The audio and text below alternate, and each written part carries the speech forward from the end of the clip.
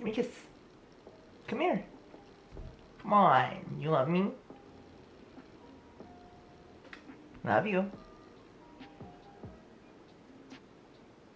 I love you. Are you the most adorable cat in the world? Are you the most adorable cat? What are you doing? What are you doing?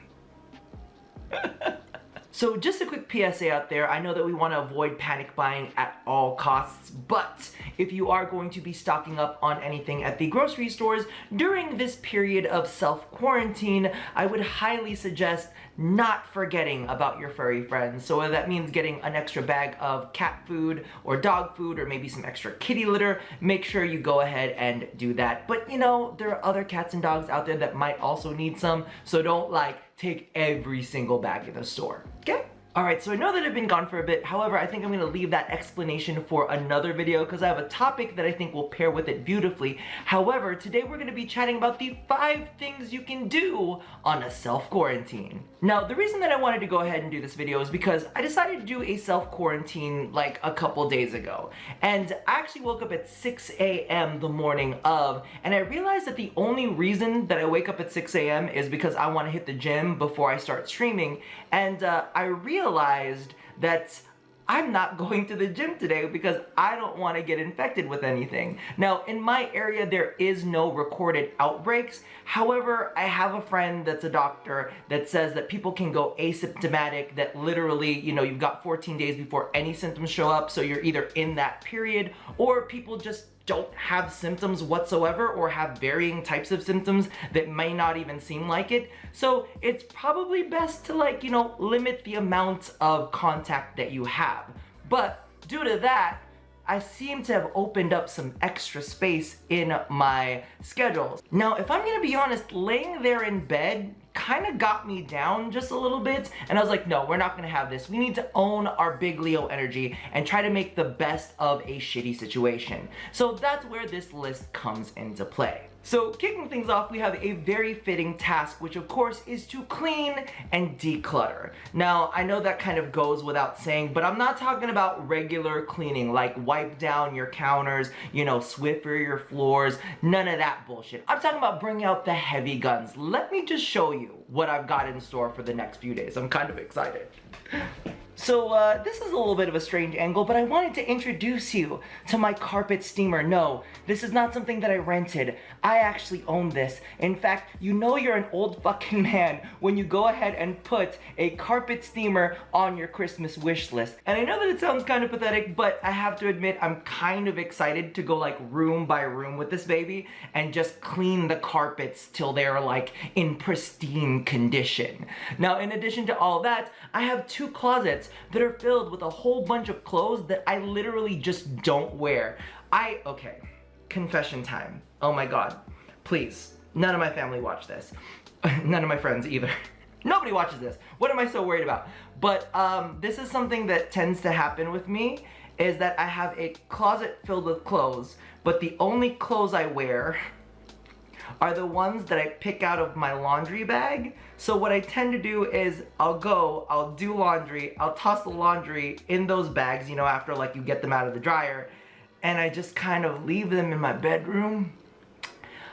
So what happens is I live out of those bags instead of living out of my closets like a normal human being. Cause I'm just gonna wear these again anyway. Why the hell do I need to take them out of these bags?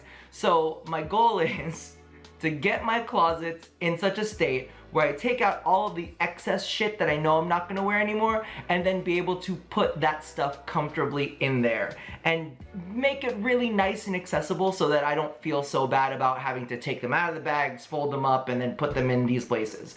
I know, I'm crazy. But hey, at least it's an idea for something that you might want to do.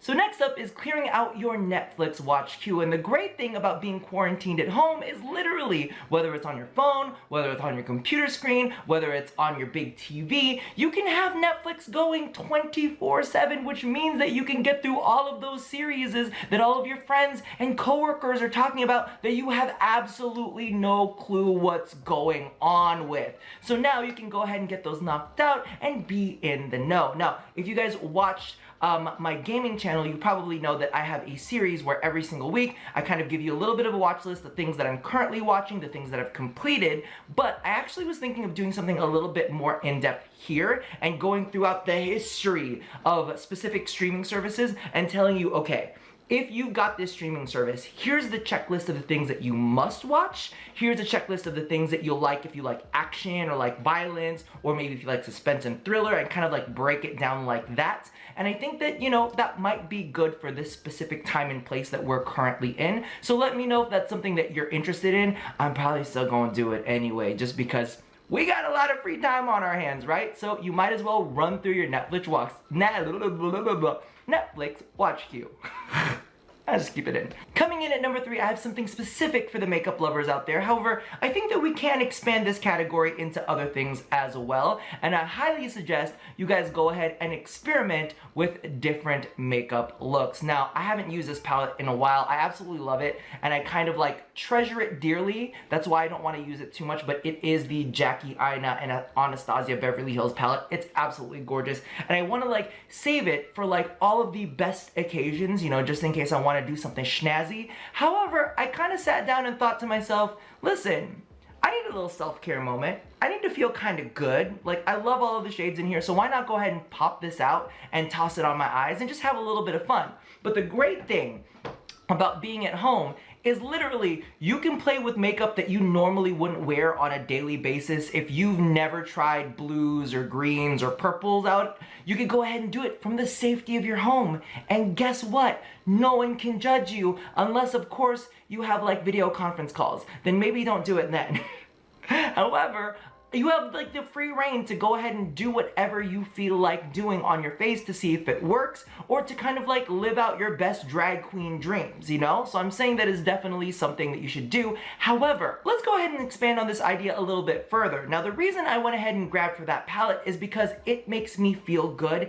I absolutely love the colors and textures in there, and it's a little bit of a self-care moment. So for those of you guys out there who are kind of like running around left, right, and center and never get a chance to take care of yourself, listen, there's no more opportune time to toss on a face mask, right? Unless you've got a video conference call, then you might want to reconsider. But this totally fits into the whole like stay-at-home mentality, right? You can really take a little bit of extra time out for yourself to make yourself feel better. And maybe if you don't use makeup, maybe just pop in some contact lenses that you really like, but make sure you wash your hands first. I'm just saying, just putting it out there. Listen, we cannot be too careful in this day and age. Now, number 4 really hits home with me because it was the catalyst for this entire video, and that is, of course, discover at-home workouts.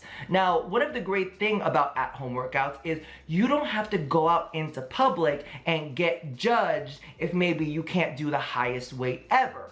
Maybe like you can only do a couple reps and you don't want to go too intense and too deep into it. Maybe you're a little bit newer to the whole kind of like working out thing. The great thing about working out at home is you can do it at your own pace. So you can do a little bit throughout the entire day, and that'll add up to like a lot of it at the end of the day. Now, I personally know that a lot of my friends really love tuning into YouTube for all of these workout videos and stuff like that. However, probably my favorite place to go is Instagram. And this is gonna sound a little bit suspect, but I absolutely love following male fitness trainers on Instagram. I mean, they're great to look at, but at the same time, they post a lot of their workouts and they'll kind of condense them into their stories. So if you're looking for something for shoulders, for back, for chest, or for legs, you have them all there at like the palm of your hands. And you can literally just say, okay, what I wanna focus on today is X, Y, and Z. And it's just all these short clips that show you the right form to take. And a lot of the times they'll have at-home workouts posted there too, absolutely for free. So you can just, you know, look at beautiful people working out and get inspired or feel a lot of deep, deep shame. The other thing that I do want to point out is that if you do feel inspired to work out from home,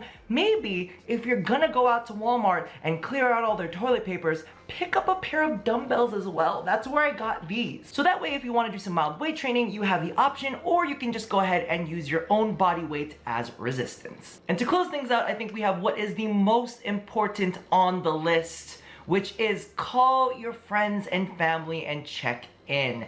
And I know that a lot of you guys are like, oh, I hate my family. fuck my friends. I'm sure that you have other people that you enjoy chatting with. Maybe it's just on the internet, maybe hit them up on Discord, maybe jump into your favorite video games and don't necessarily go in with the intentions of playing, but more socializing. It's a great way for you to kind of like reach out, maybe even like reconnect with some people that you have not talked to in ages, just to see if everybody's doing okay, because we live in a big global environment now, right? And a lot of people are experiencing a lot of different things. Like, I'm getting a lot of texts from my friends that show me their situations in their grocery stores. My grocery store, however, is fine and dandy. Again, like, we haven't had any kind of outbreak of COVID in this area yet, but there are other places that have had it. So maybe just being able to, you know, chat with them, keep them company, maybe bring their stress levels down just a little bit, will always be nice and welcome. You know what I mean? Let's just support each other in this time of need. Regardless, that does it for my long-winded list of 5 things that you can be doing on a self-quarantine. Now,